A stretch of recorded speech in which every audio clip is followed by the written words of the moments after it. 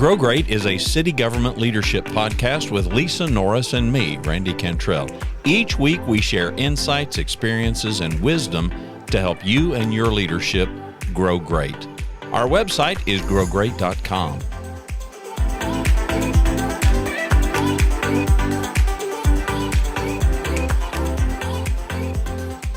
I'm not even sure where to pick up, but focus and leverage, and we had began last week. And if you haven't listened or watched last week, go check out part one first. And I guess, Lisa, we got kind of fixated a little bit on transitions, our transitions, which kind of sparked this conversation. And no doubt everybody in the audience, if they haven't experienced a transition, they absolutely will. And they, come on, they have. We've all experienced. And by transition, we just mean just a change. There's a change in our circumstance. There's a change in our situation. It could be work-related. It could be personal-related. It could be both. It could be both. For me, if everything is important, then nothing is important. Everything cannot be a priority. It just can't. It's impossible. And so I've commonly used this phrase of addition by subtraction, and I think most of us understand that concept. Sometimes growth can happen if I can take some things off of my plate rather than putting more things on my plate. Sometimes teams can be vastly improved. You've experienced this. I've experienced this. We think, well, man, we'd be in a hurt if we didn't have that person and their work product, but sometimes that work product, while superior, their toxicity to the rest of the team is just so damaging. We really have lost track of how damaging it is. And sometimes somebody walks out the door or we get them out the door and all of a sudden productivity skyrockets, addition by subtraction. And I think it's the same way when we're trying to accomplish a goal, when we're trying to reach what I'm calling our ideal outcome. We're trying to achieve something and make something happen. I commonly will have conversations, especially with entrepreneurs, who fall in love with every idea that they see. It's a very, very common trap. It's not common among the most successful entrepreneurs. Now, I don't claim to be an entrepreneur. I define entrepreneurship as those people that can take an idea from 0 to 60, in my book, are true entrepreneurs. That person that can scratch something out during breakfast on a napkin, some idea that has validity, test it, figure it out, and make a go of it. In my book, that's a true true entrepreneur. I don't have that skill. That is not my skill set. I'm a 60 to 200, 300 miles an hour guy. I need to be out of the gravitational pull of failure for me to really soar. So that getting off the ground and escaping gravity's pull, the pull of failure, is just not my skill set or my interest. I hate it. And so to each his own. But a lot of people, especially these days in this culture where entrepreneurship is deemed as, there's a lot of hero worship around it, of just every idea is a great idea. Well, every idea is not a great idea. And not every great idea has the potential to make money, enough money that it's a sustainable thing. Mm-hmm. And in the same way as leaders, we can think, well, okay, there's a new book. Okay, here's another new book. And there are thousands of books published every year that have something to do with leadership. And I don't know that there's anything really new under the sun, but we can start chasing every little thing.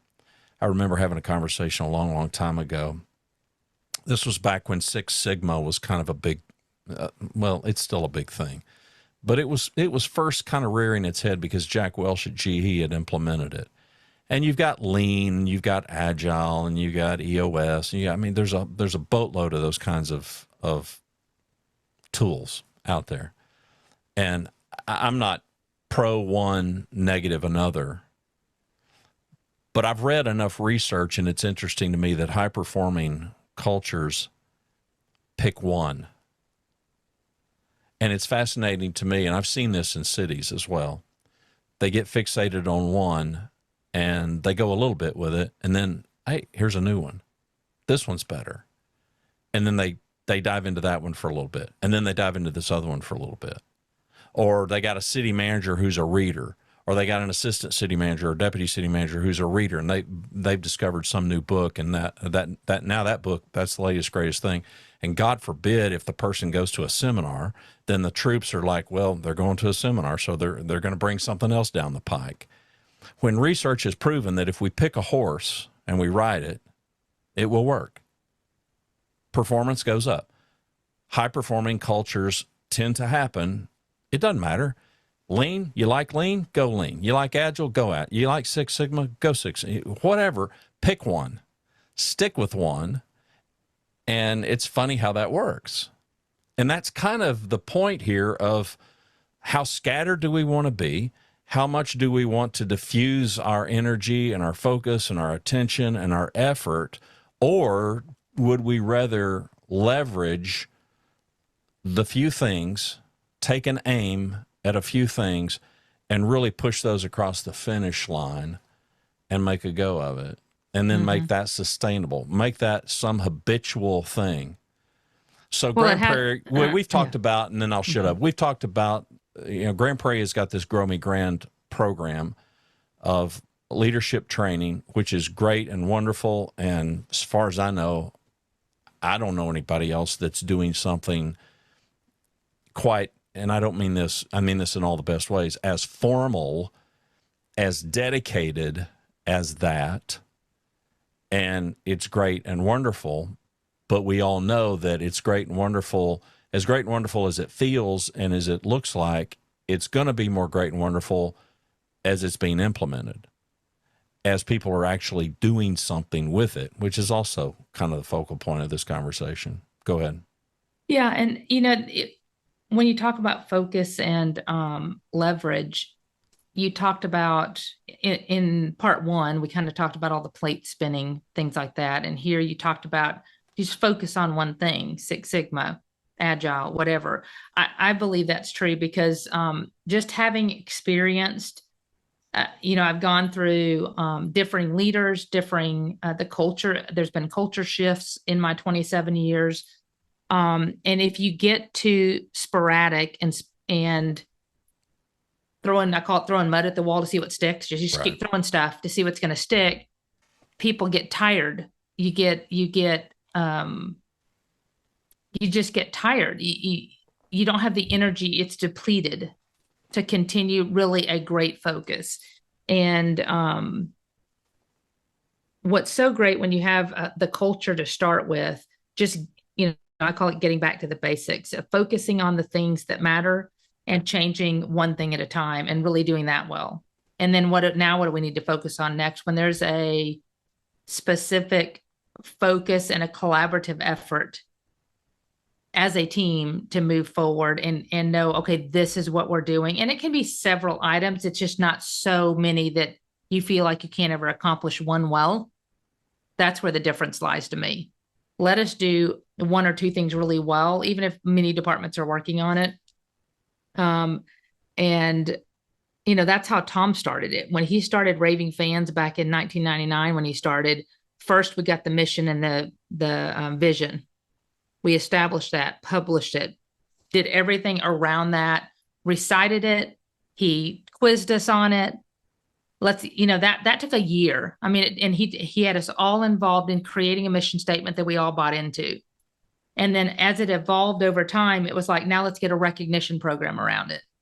Let's have cards and pencils and gift cards and we did it internally. Then he pushed it out to the businesses and we started recognizing businesses for Raving Fans. Then we got a wall. How can we do it? How can we make it visible?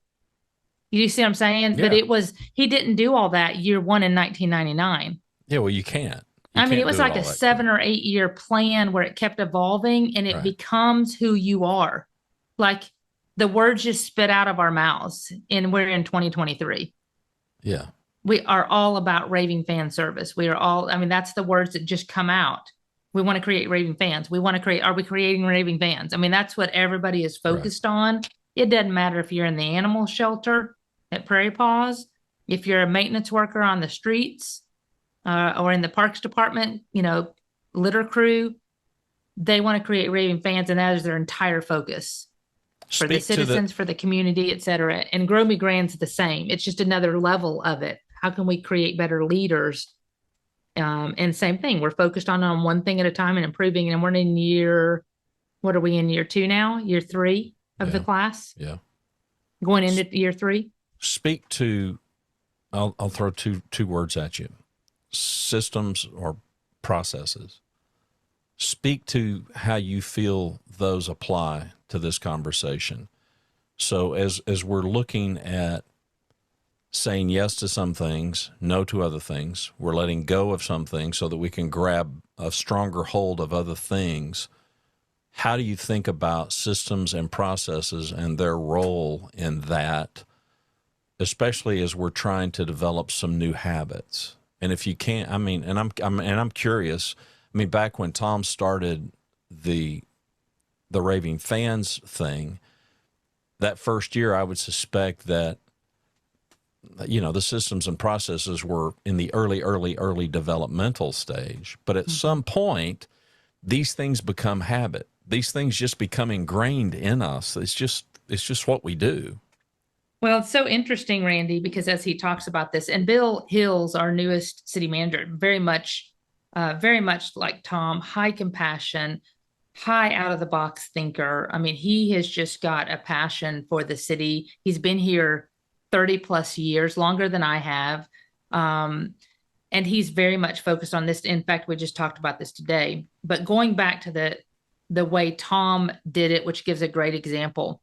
When he even taught the Raving Fans classes himself, he wanted to be in front of the employees. So it came straight from the top. You're getting it from the horse's mouth down. And I always remember the example he gave is, he said, he went around when he was first implementing this, he went around department to department. What's irritating your customers? And I remember the example as he did training, and years later, he said he went to the library. And at that time, this is way back 20 years ago, probably. And he said one of the employees said, well, the employees get really upset when we send them across the street to use the payphone. And he goes, naive curiosity, right? What's the next question? Well, why are you sending them across the street to use the payphone? Don't you have phones? There's a line of phones right there. Well, those are our internal. Those are city phones. And he goes, okay, is there a reason that they can't? So when they need to use the phone, what are they calling? Well, they're calling to see if their mom has their book that can run up here and drop it off because they didn't realize it was overdue or whatever. And he goes, and he said, and then they're upset because they don't have money to put in the payphone. And he goes, is there a reason they can't use these phones that are behind the counter? And he goes, no, it's against policy. He goes, okay, can we change the policy? He goes, well, I don't know. That's your decision. He goes, no, that's yours. But Right. He talked about Right. the simplicity of the empowerment. Whatever's irritating your customers, don't let them get irritated in the first place. Go to the root cause of the frustration. Don't let them get mad and then solve for it. Figure out what's making them mad and stop doing that. Right. And it was just the simple. There was another one. He gave an example. It was like, yeah, they have to go over and use the massive trash cans because we can't use these little ones because they're for just the employees. And he's like, does it matter where the trash gets thrown? They're like, well, these are just for employees. He just gave these examples around the city. Yeah. We're just trying to comply with policies. Yeah. So not questioning the fact that the policies might be idiotic. That's right. And so it goes to your point that processes are huge when you're talking about outstanding service and when you're talking about Grow Me Great, when you're talking about a culture. Doesn't matter whether it's ours or yours as the audience. The processes must match the culture, and you got to figure out what is not working, what is not great, what is irritating our customers or making life difficult, whether that's the citizen, another employee, or your own teammate. What are we doing that is not efficient, is not effective, and does not align with the values and the mission that we are holding at the top? If it doesn't align, we need to fix it. So we are and we're not perfect. I mean, every year, I know when I was over HR and now as a managing director, we're already looking at, my first questions were, what is not going well? What, if you need to change something, what is it you want to change to make it better for you, for your department, for the community? And they've all given me something, whether it's internal, whether it's teammates, whether it's a process. And we're just focusing on those one at a time. Okay, how can I support you? What do you need? What do you need from me? What are you trying to accomplish? And we just have already been guiding them through those changes to make them align. And we set goals, and I told them just 3 goals. Just give me 3 goals for the year. You can add more, but 3 goals we're going to commit to CMO. And it's typically around an improved process because it goes back to raving fans, right? It goes back to our values of people, service, and integrity. If we're not serving them well, if we're not doing something that makes our people happy, if we can't give them competitive pay packages, whatever, everything almost always aligns to our mission and our values. And then everybody's moving the needle. We're moving a little bit, but we're not focusing on 50 things. We're focusing on 3, and 3 we can get done in a year because they're split. I typically take them from one from each team. And we have a lot more. I'm just saying that's what's communicated to get published. And then all the other stuff we have on our list to get done. But those are the ones that are high, like you talk about, highest priority in the event we need to focus.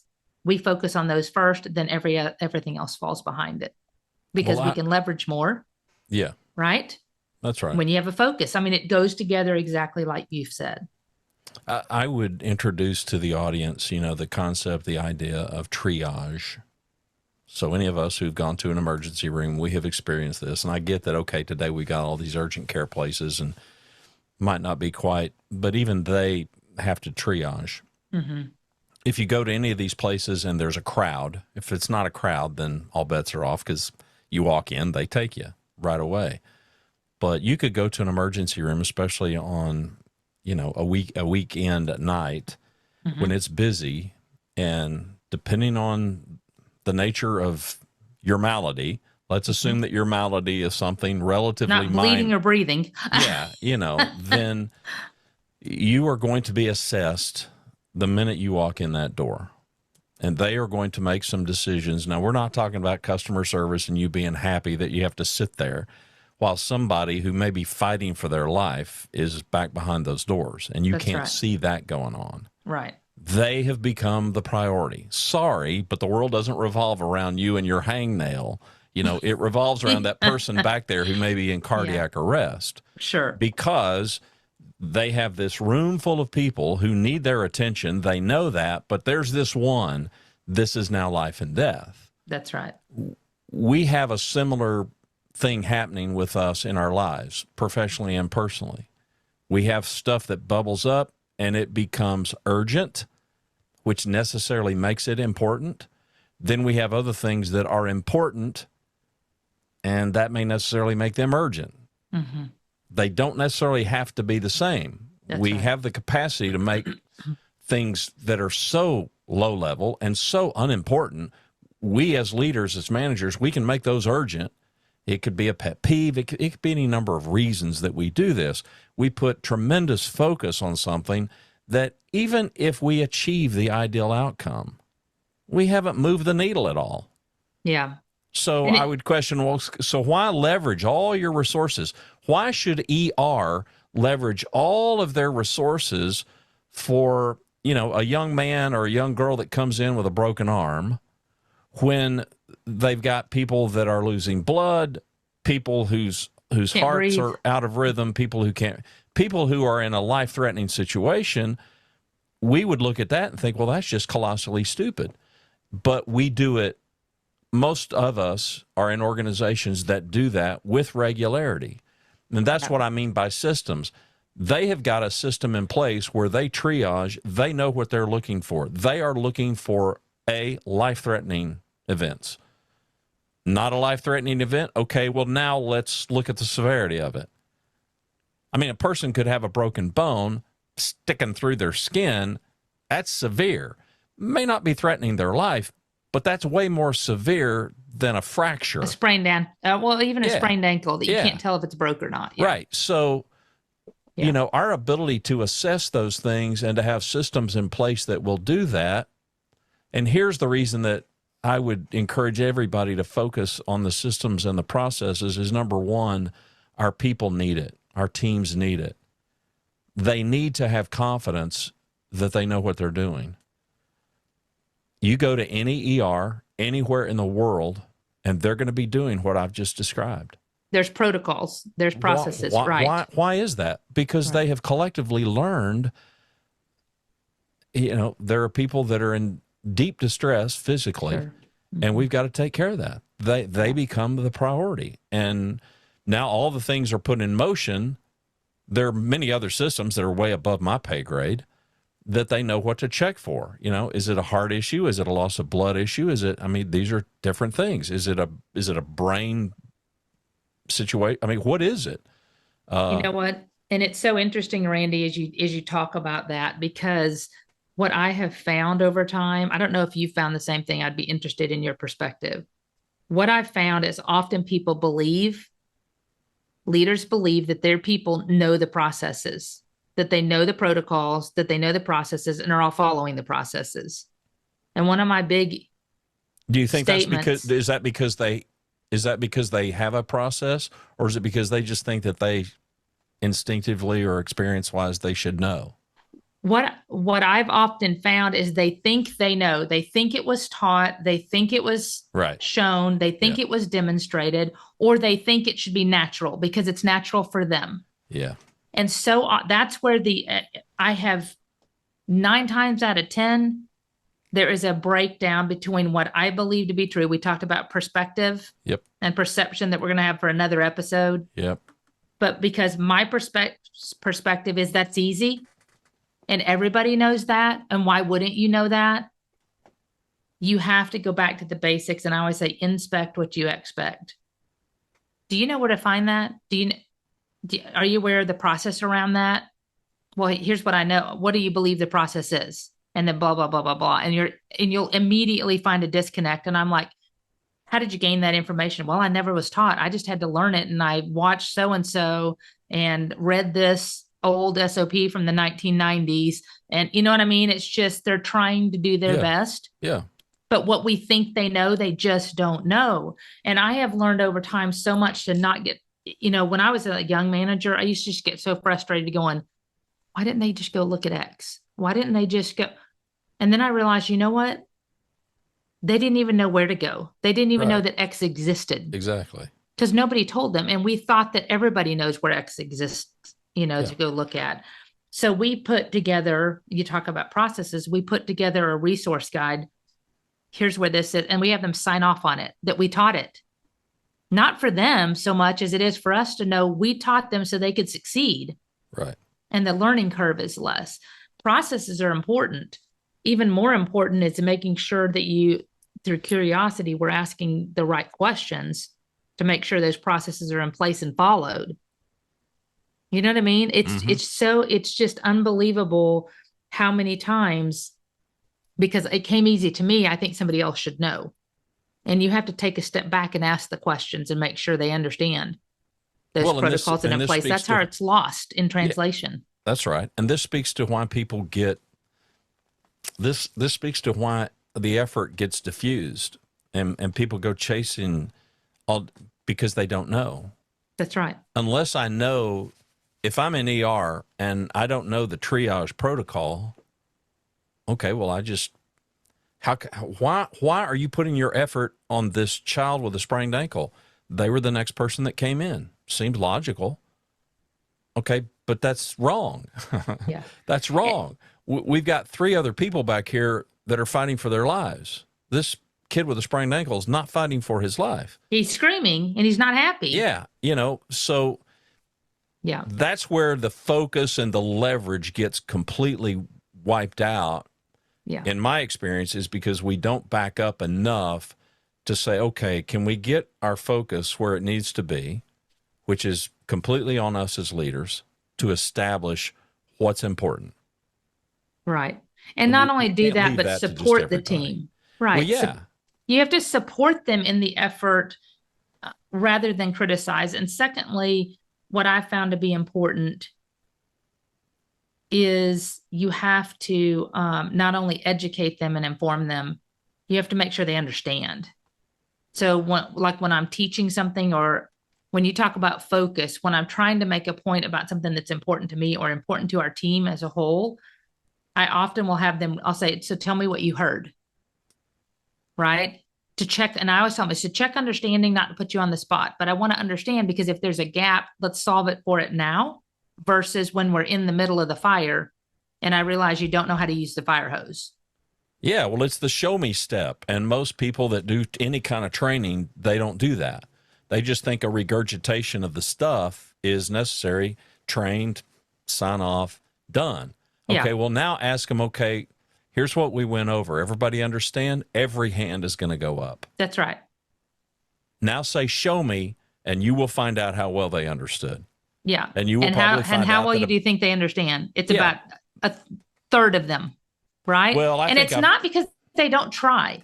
You know, That's the right. most thing I've learned to question is when somebody says got it, they don't got it. No, they don't have it. They don't don't have it. No, they couldn't find it with both hands on radar. Yeah, listen, I learned coaching 6-year-olds, because you coach 6-year-olds and you show them a drill that you want them to do. This is hockey. And you write it on the whiteboard and they're all looking at you and you say, okay, raise your stick in the air if you got it. Every stick goes up in the air. They all get it. Mm-hmm. Okay, well, now show me. And it's just harem scarum. They haven't got a clue. They're looking back at you like, Yeah. Is that right, coach? And so now it's not only are you going to show me, but now we're going to show you. We're going to demonstrate this. Not that we didn't do it before, but okay, we're going to show you again. We're going to show you again. Okay. And now we're going to make you participate with us. Okay. Now you guys go do it on your own. Now show me that you know it. And then as a leader, being a coach, the minute you show me that you got it and you can do it, now what do I expect? And I would tell these 6-year-olds, that's what I expect. Now, every time we want that drill done, that's how we want it done every time. Right. That's a system. And without that, it's just harem scarum. People assume that this is a priority. Maybe, we assume, well, we thought this is what you wanted. Why? Because we expressed that, or we expressed it clearly? No, but it could be, well, we went off. We got angry one time because something wasn't done, and now somebody made note of that, and now that becomes their priority, when in our head, that's not the priority. Yeah. Or the other thing that happens is when they start questioning it and say, show me, then they critique, which you cannot criticize. You have to reteach. Do you see what I'm saying? You just have to correctly teach it. Yeah. So what I often see, that the failure in that demonstration is typically when that leader comes back and says, did you not understand what I just showed you 5 times? Did you not? Well, that's a fruitless question anyway. How can you be so ignorant to not? Clearly we talked about it on the whiteboard. Right. You'll see a condescending tone or that's right. a delivery of the message that is poor, that is condescending, questioning, like almost like you're not smart enough to grasp it. When in fact, they genuinely don't. They heard the message and it made sense what you were saying until they tried to do it and then realized, wait, I don't understand what I'm doing. There's a gap. Well, that's where I think that's on us. I think that's on us as That's leaders. correct. That's where my metaphor of the whole relay race thing of we've got the baton. If the baton hit the floor, it's on us because we had a hold of the baton. They don't get it. And if they don't get it, then we let go of it too soon. Yeah, that's so right. We got to go back and redo it. And I think that's where the only You time can I'm either willing gain- to I'm only willing to transfer ownership after you have successfully shown me that you got it, you understand it, you know how to do it, and you've physically shown me and yourself and the rest of the team, you got this, you know how to do this. Now, I'm not going to let you off the hook ever again. That's you right. are not going to be able to find any excuse in the world for why you didn't do it, because I saw you do it before correctly. That's right. So that's where the baton, in my opinion, as a leader, gets transferred. And now, well, everybody that I've seen that wants to be a high performer or is a high performer, they want it. They want the baton. They give me the focus point, give me the leverage, give me all the tools to do it. and they will push it across the finish line. We just can't make it where that's everything. That's right. And when you talk about focus and leverage, the point I want to make to the audience is this comes back to us as leaders. You have a moment in time when you are teaching them, they are seeing your effort from start to finish, from communicating the message, demonstrating the message, teaching it, evaluating how they performed it, and passing the torch in the baton, as you explained it. The failure in leadership is when they told them once and then don't check it and go back and then criticize them. You will either gain their trust or lose them entirely in that instance, an episode of communication. And it's up to you on how you perform it. Yeah. About a decade ago, I did a diagram. And in fact, I ended up doing a YouTube video that was like a minute long. I'll try to find that and embed that in the show notes for this episode, because I was dealing with an entrepreneur and just fell in love with every idea, fell in love with every goal, fell in love with every plan, fell in love with every objective and every dream that ever passed through his head, kind of a deal. Tremendously talented, but unable to leverage. And we were in a meeting, and I grabbed a piece of paper and I drew a circle, and I drew a point in the center of the circle. And I said, the outer part of the circle represents your achievement of any of these goals. And so let's just put an X on the outer circle somewhere. So we put an X, and I said, what does that represent? He told me, I forgot what it was. It was some business idea. Okay, so now you got any others? Yeah. We put another X. We put another X. I think we got up to 8 X's on the circle. And I said, okay, so we're going to assume that it's going to take, they're all the same distance away, which isn't how life really works. But right, for the sake of the exercise, go with me. And I said, so we're going to take one step. Pick an X. What X do you want to take a step toward? He said, well, I want to take a step toward all of them. I said, you can't. You got to pick one, because you can only take one step at a time. So he picked one. So we put a dot. I put a dot away from the dot toward the X. So I'm trying to go from the center dot out toward the X on the outer circle to get to the goal. We ended like up the first spoke in a wheel. Yeah. We ended up taking. So we're pursuing 8 different points on a circle from the center, and I think we had gotten up to maybe 15.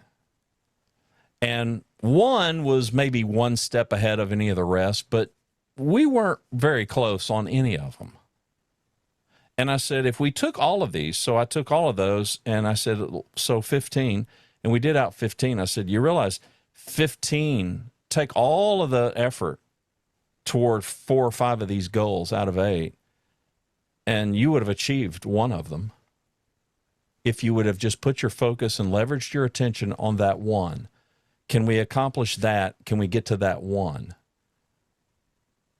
And it was kind of like he'd been hit in the head with a frying pan. And I said, yeah, that's exactly how this all works. You know, we can't pursue all of it. Could you pursue all 8 of these things? You could over time. This is why we kind of made that metaphor of tortoise and hare. But here is a person who wanted to be a hare, but he wanted to accomplish what really took tortoise-like effort. And remember, what you're saying, I think it's important for the audience to understand, we're in city government, and we understand that every day we have 19 things that have to get done. Randy and I are not saying, okay, you do nothing else but this one item today. We're not saying that. No. I want to make that clear. How many of those things are autopilot kind of things? That's right. But it's a project. The majority of stuff that is going on is pretty autopilot stuff. That's right. In my experience. These are goals. We're talking about things that you are newly establishing, major projects. Yeah. I mean, you just don't want 19 projects. That's right. And you don't move on any of them because you're trying to do something on all of them.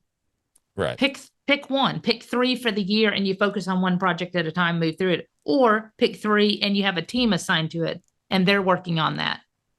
There's lots of ways to achieve. Yeah, 8 brand new initiatives on your team is probably not going to happen. And if it does, it's not going to happen very well.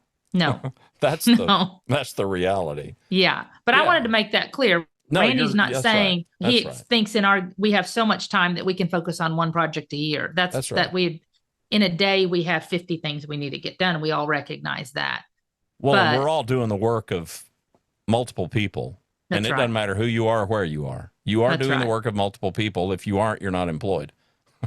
I mean, it's just that's just how it goes. So yeah, no, well said and good clarification. We've just come on. We've got to make certain things priority. So here's Bill Hill in this new role there in Grand Prairie, and I know from listening to him and from speaking with him, you know, what just a couple of priorities are, and they're all focused on people because he knows that the people in the city are the ones getting the work done. And so I applaud where he's put the emphasis on the front Right. end of it, because these people now are going to go forth and conquer. I think that's an important message. And I think the leverage part of it is equally important, because I think it seems to me that you guys as leaders are getting the message out. You're continuing to get the message out that the leverage is important. Marshaling the proper resources where they need to be so that people can get accomplished what Grand Prairie wants them to accomplish is the deal. And I think it's equally important for anybody that's been listening to us for any length of time, especially our long-term listeners. This also proves up that the journey never ends. You have heard me go from differing city managers, from differing leadership, from changes in leadership to changes in roles to transition in life. This is a never-ending cycle that's before us.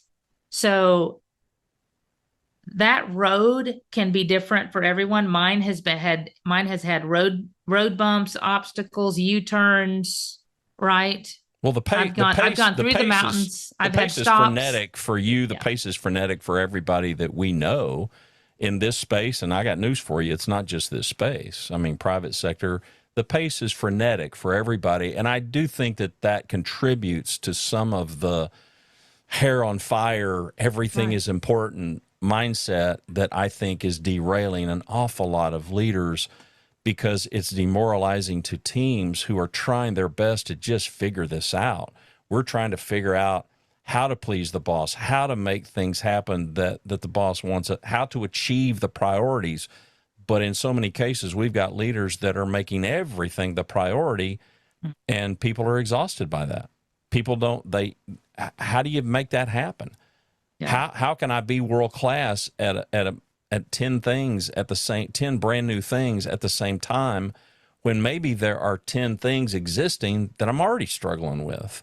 Or maybe you haven't even defined the one thing you need to be focusing on. That's another big problem.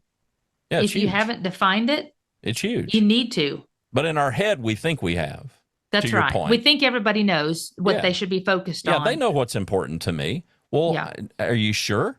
Yeah, you put it in writing. How do you know? Yeah. We put Well, we put our top 3 priorities with CMO typically in green. Yeah. All the other ones are in black, but the 3 that are top Right. priority in green, these are Right. the ones that if all else fails, we need to get these done in the fiscal year. Yeah. But everything else we're always striving to achieve and work toward. I told them, we don't want to wait till the 11th month to start working on the goals. So we check in and we keep them on our list that is rolling, so we can see them even at our weeklies. Has there been progress made on the goals? Get Right. back with the teams and check the progress. So be sure, that's a system. I mean, as Yeah. basic as that sounds, that's a system. And so many organizations that I encountered don't have any. They don't have that. They don't have a Yeah. rudimentary. They think they do, Yeah. but when you press, okay, so let's put a bow on this and let's give folks some takeaways. So I'll go first and then let you wrap it up. Sure. I would want everybody to understand, number one, this is really about, it's not just about us. It's mostly not about us. It's mostly about our people. It's mostly about our team. And it's mostly about them understanding and feeling like they matter. We've said it ad nauseum, and we'll keep on saying it. we lose good or potentially great people because they don't understand, or they haven't figured out how they fit, how they make a difference, and that's on us. We have not painted a proper picture to let them know this is why you matter. Yes, you matter intrinsically as a human, but here's why you really matter to me, and here's why you matter to the team, because here's what you bring to the party. Here's how you make a difference, a positive difference. Number 2, congruency. Are my actions and my words ones Aligned. that make people understand, really clearly understand what matters and what matters most? If my verbiage and my demeanor make them believe that everything is important, then they are going to struggle trying to figure out what the priority is, because there is no apparent priority. We just got to make sure he's happy. We got to make sure and that's why you will hear people talk about a boss who came in and they're in a bad mood, or came in and they're on the wrong side of the bed, or man, they need their coffee or whatever, because we're just trying to read the mood of the boss. If you want to have a low performing organization, then try to be a leader who leads that way. That will ensure that your organization will be at best mediocre, because people will just be trying to take their read off of your mood. That's a bad way to go. So I would have you consider the congruency of your message and your body language and your tone and everything else. Every way that you communicate and behave has got to be congruent, so that they understand, here's what he said, here's what he means, here's what he wants. Got it. Clear. Again, that transference of that knowledge, passing that baton. And then thirdly would be push it across the finish line and celebrate like crazy, and make it stick. The last thing we want to do is we want to push something across the finish line. We feel like we've won, only to go back some weeks later and realize that ground we thought we had conquered, we've lost. Now, we've all seen enough war movies and war stories to know soldiers who fought and died to conquer certain territory, only to have that territory fall back into enemy hands in a short period of time. What a waste. What a colossal waste. Mm-hmm. So as you're thinking about focus and leverage, don't do that. Don't conquer ground and have your people, not literally, but figuratively, die on a hill that they conquer for the organization. Push something across the finish line and then lose it because you don't keep it won. We've got to keep on winning these battles day after day, make it stick, and that's where the systems and I think the processes are super important. So those would be my big handful. My top would be on focus and leverage. One, make sure, I call it the focus of the organization aligns with whatever department or departments you are leading. Make sure that's communicated, number 2, so that you're aligning whatever your individual goals are to your citywide goals. Secondly, when you're creating those goals on your team, to get buy-in so that the focus is clear, they understand the message, and you can see the alignment to what your team feels needs to be done, and then you're guiding the thought around that of what's important. Thirdly, make sure as you progress that you understand the importance, like you said, of the processes. The processes must align to what you're trying to achieve to ensure that the culture is held. In other words, you can't say one thing and not do it, not practice it, like you said. It must be, the message and the delivery must be the same. And lastly, check understanding. You know, when you are teaching, when you're trying to get focus on those items, you're trying to teach a topic, a goal. Now, when you talk about leverage, now's the time when you have it. You got to make sure that they understand, and not what you think that they understand, that they demonstrate that understanding, show it back to you, and you have blessed them. I call it knighting them. I think we've talked about this in the past. I have a wand that twinkles and lights up. And when they've done something really well and demonstrated it, And I don't use it every day. It's a difficult process. It's a challenge. And they've demonstrated perfection or high accuracy in that, or they've succeeded. I have them get down on one knee and I knight them with the little wand. And everybody's looking to get knighted. Yeah, I want, right. oh, I'm knighted. And they Right. want it and you talk about it's celebrating in a very inexpensive way. So just you got to get alignment, you got to deliver it well, communicate it so that the focus is clear. And then I believe, just back to what you said, everybody understands their role and their purpose and that they make a difference. One person at a time, they make a difference.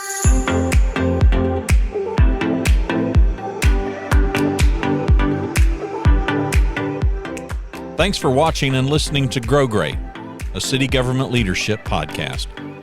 For Lisa Norris, I'm Randy Cantrell. Be well, do good, grow great. The website is growgreat.com.